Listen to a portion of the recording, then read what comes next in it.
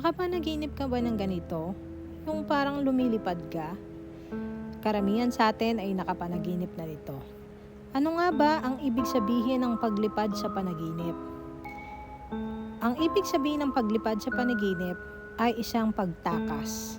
Mayroon tayong iba't ibang uri ng pagtakas, lalo na kapag dumaranas tayo ng mga pagsubok.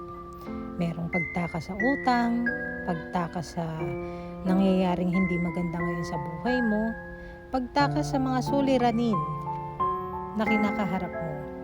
Kaya ka nananaginip na para bang may superpower ka, na may kakayanan kang lumipad. Yan ang ibig sabihin ng paglipad sa panaginip.